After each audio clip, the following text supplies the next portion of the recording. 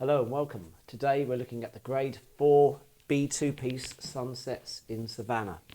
I'm going to play it for you now so you can have a listen to it, see how it goes, and then afterwards we'll do a little breakdown of how to go about learning it. The crotchet tempo at the beginning is 84, that's the marker they've given us. So I'm just checking that. So here we go then.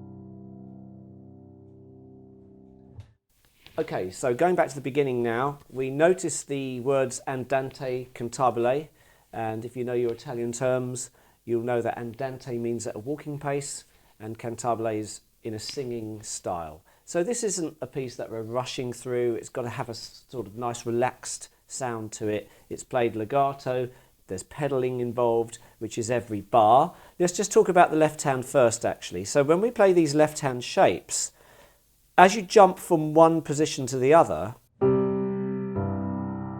we've obviously got to hold the pedal down during that bar, but we've also got to make sure that our movement is nice and loose and relaxed. So we're not sort of getting any jerky kind of movements. The left hand just plays the first shape and then casually it will move down. So you want to train yourself to kind of have that nice loose kind of left hand movement as you're playing it. Right hand is a nice straightforward tune.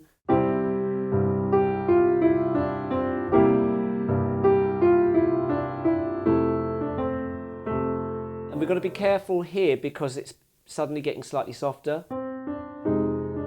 So make sure that you don't start the piece too quietly, otherwise you can't drop back a little bit in volume for that sort of next phrase. That's very important to keep in mind. So as we continue, we've just played this. We're about to hit bar 5. And it's building up. So there's a sort of building up of sound, and of course then we're dropping with the decrescendo that's coming. So going from bar 5.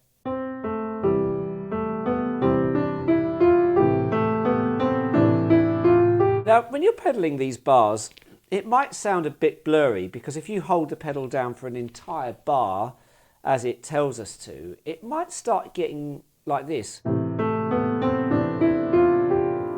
It's a little bit much, doesn't it? So you can sometimes pump the pedal a little bit while you're playing, just a kind of quick release of the pedal every now and then. It gives that kind of illusion of sustain, but without the clutter that comes with holding a pedal for a whole bar. It's a bit more of an advanced way of pedaling. What they've done in this piece is they've given you the guidance to basically sustain these bars. But you can use your ear to judge whether it's sounding a little bit too blurry. You can always pedal pump a few times during the bar. So especially when you've got a scale run where the notes are next door, and it can get very, very blurry indeed otherwise. So anyway, going back to bar 5.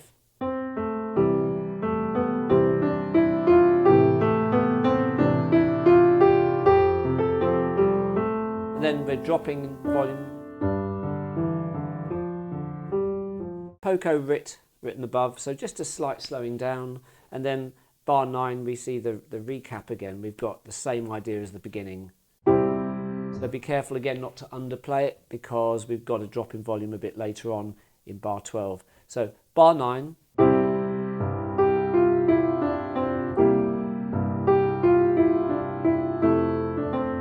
Here it comes.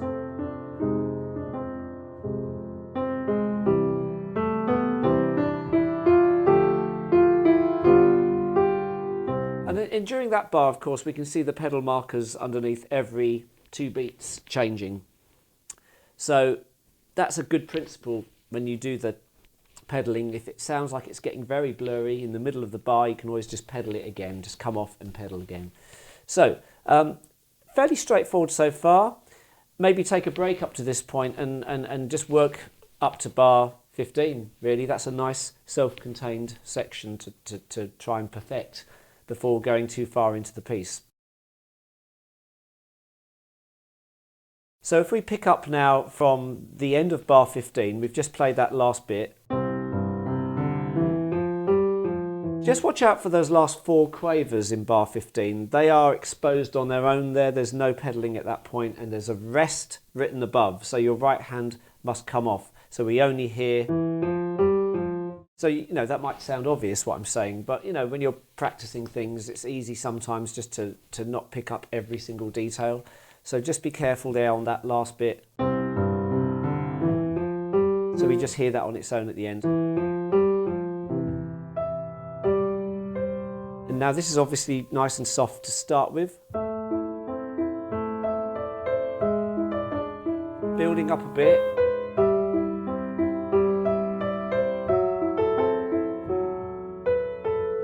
Building up a bit more.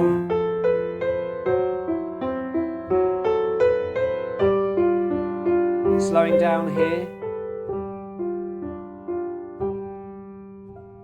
So when you have the word writ, of course it's written above the music. It's easy sometimes to not notice it when you're busy concentrating on the notes. So bar 23, we're just slowing down a little bit halfway through there, and bar 24. So let's just hear it from bar 22.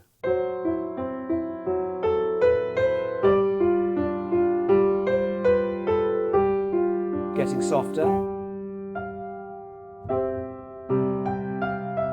And suddenly we hear the same idea as the beginning. It's just higher up, isn't it? Bar 25, a tempo, back to the tempo.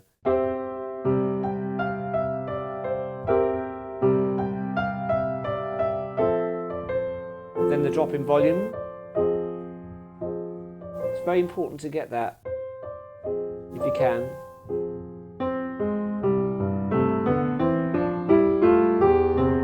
Oh, wrong note there on my part. Let's go through that again, a bit slower. Oops, should be soft.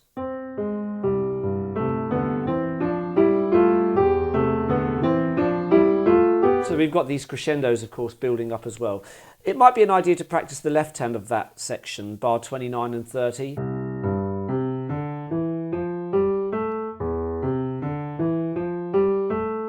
Don't be in a rush to play it quickly, just take your time. Get that lovely sound of control there, evenness. That's got to be fairly automatic before you start playing that hands together, because you don't want to take shortcuts on the fingering either. That's needed there. So, the left hand is hitting the E on bar 30. Then we've got finger number 2 on the C, which is good. And then the thumb on the D.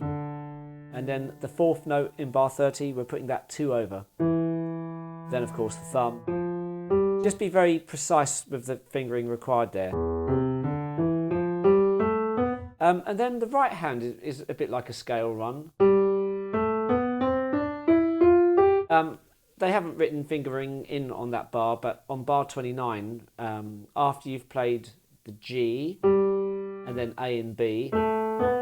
The thumb going under to C is a very good idea. And it's almost like a G major scale, but with F instead of F sharp. And then, of course, the next bar, 1, 2, 3, and then thumb under. A, B, C. Thumb under to D. That's the easiest way to play it. So let's just hear that section, bar 29. I'm going wrong on the fingering now, hang on.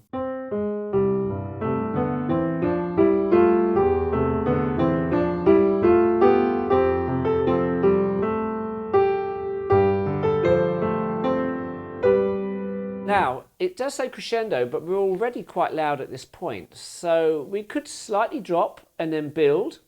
So if I'm on the bar before, bar 32.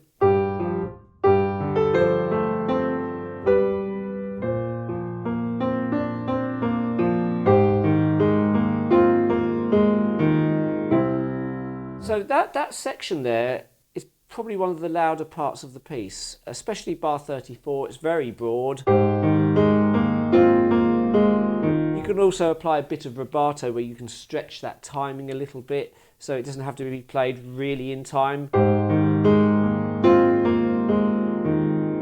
That's a nice way of dealing with it as well, because it makes it a bit easier to play and it sounds quite good. So from bar 35 to the end, we've got the writ written above there, poco a poco, so we're gradually getting slower, and we've also got the diminuendo. So we're starting bar 35 quite strong and then getting weaker and slower as we get through it to the end. So I'm going to go from bar 34.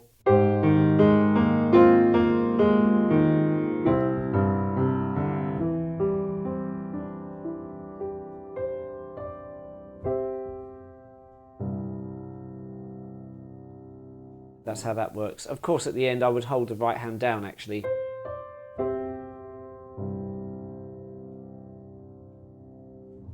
So I hope what we've talked about there has been useful for you, and good luck learning it. I'll probably catch up with you on some of the other videos that I'll be doing shortly. So, yeah, thanks for watching. Take care.